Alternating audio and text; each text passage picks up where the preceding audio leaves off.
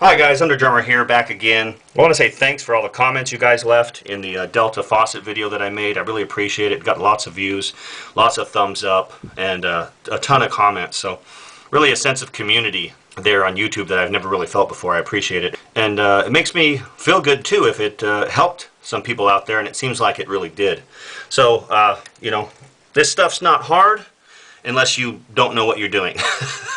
So as we learn and we know what we're doing, we watch YouTube videos, we find out it's really not difficult. It's just kind of like math. It's just kind of figuring out what the process is. I thought I'd do a just real quick video. I already did a video on this Delta bathroom faucet, but I was replacing the right handle. And of course I was real proud of myself, and so I didn't do the left handle, and here we are.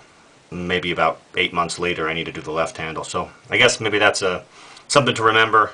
If you're going to replace one, replace both stem units. Why not? While you've got everything open and the water shut off and everything.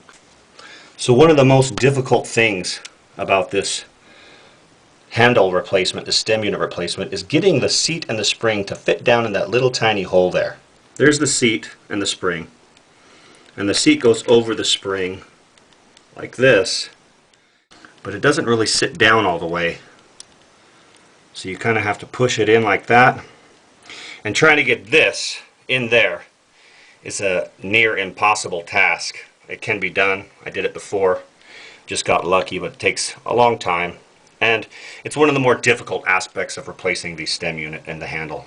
Again, make sure you got your drain catch in your sink, especially when you're messing with little pieces. So, a quick little trick to get your seat and your spring in. Take a Phillips screwdriver, one that will fit in that hole there, and put your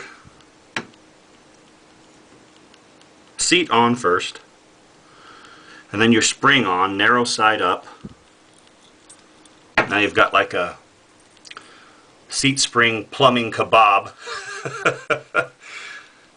Like that.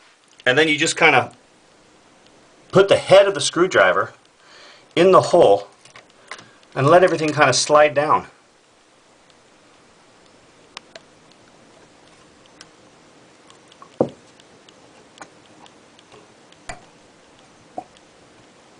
Just like that. I think you'll find it works lots better than trying to finagle it in there with like needle nose pliers or just trying to use your fingers. This works really well. So like I said, I didn't think of that, but wow, makes a big difference in the ease of getting that seat and that spring in. The other thing is, I wanted to give a shout out to another comment, another viewer who left a helpful comment about just using distilled vinegar for to clean your calcium and alkali hard water stains. It works just as well. You can see I've got all my pieces in there, and it doesn't have the terrible chemical smell that CLR does, and it's not dangerous. It's just vinegar. So this is a better way to go. It's probably cheaper too, though I haven't compared prices, but I would assume some distilled white vinegar is cheaper than a bottle of CLR. I got this for $1 at the dollar store, and it just has a little LED light on here, and it's an elastic band, and it just goes around your head. But if you're going to do plumbing projects, you know, especially if you're recording like I do, it's real hard to do that with hold a flashlight and a camera and get anything done unless you've got a second person with you, or you can hook up some lights. But this is great, even if you're not recording.